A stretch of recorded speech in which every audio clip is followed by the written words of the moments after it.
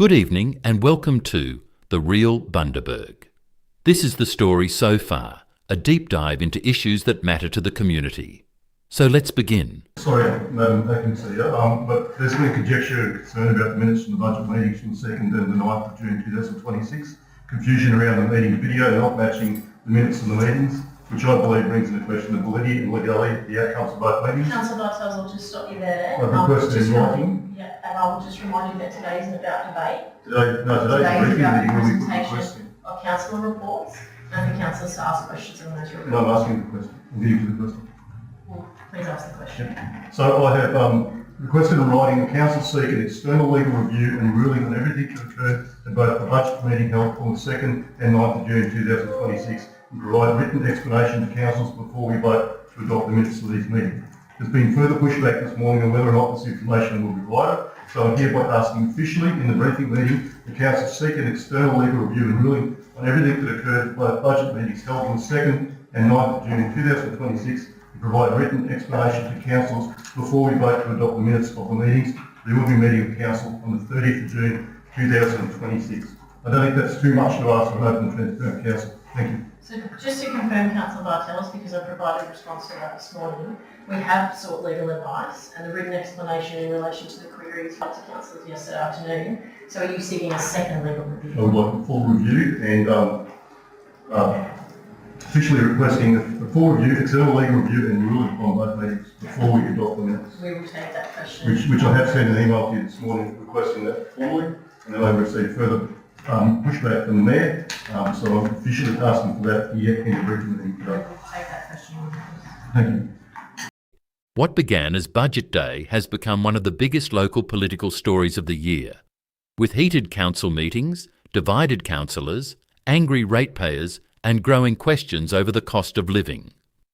Now, Councillor Jason Bartels has called for an independent legal review into the council meetings held on June 2nd and 9th, where the 2026-27 budget was debated and ultimately passed by a narrow margin. The request follows heated exchanges in the chamber, a protest outside the chamber by disgruntled residents, and the movement of that protest into the chamber where demands for councillors' voices to be heard were made. Tonight, we look at what's happened, what council says, and why many residents remain unhappy.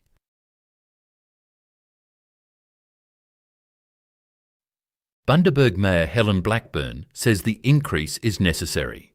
She says the organisation inherited years of financial pressure, rising infrastructure costs and growing demands on services, and that restoring long-term financial sustainability required difficult decisions. It is being argued that without action, the increase required this year could have been more than 13%. Instead, the average residential increase was set at 8.28%. But critics say that's only one side of the story. Budget Day itself became headline news after the first special budget meeting on June 2nd was abruptly adjourned, and the second on June 9th descended into procedural disputes and public protests.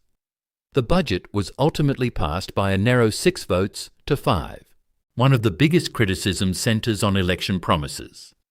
Many residents remember commitments that include restoration of the former 10% early payment discount on rates. Critics argue that promise has not been delivered. A key flashpoint is Council's differential rating system for non-principal places of residence. A report in the Bundaberg Newsmail reported that this category, implemented last year, will see a rise of 10% a year until it is 40% higher than the general rates. Bundaberg Regional Ratepayers Association has condemned the hike as a renters' tax by stealth, saying landlords will have no option but to pass on the rising costs to tenants. Inside the council chambers, Councillor Tracy McPhee spoke out on the category for non-principal place of residence, which she said affected around 14,000 people. One of her primary concerns was around families buying a second residence for an elderly family member, or for a younger member who could not get a mortgage, and also the penalisation of charities providing social housing and shelter to vulnerable community members.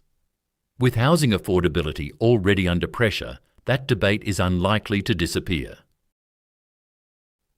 Underpinning it all is a deeper fear shared by many households. Families are already facing higher grocery prices, higher electricity bills, higher insurance premiums, mortgage pressure, and increasing day-to-day living costs. For many residents, another rise in council rates is simply another bill that has become harder to pay. They're asking, is our council too much big government? So where does the debate go from here? There is a meeting on Tuesday, June 30th, where it will undoubtedly arise again. Ratepayers and residents will be watching closely. For now, one thing seems certain. The conversation about the level of rates and the impact on community members in Bundaberg is far from over.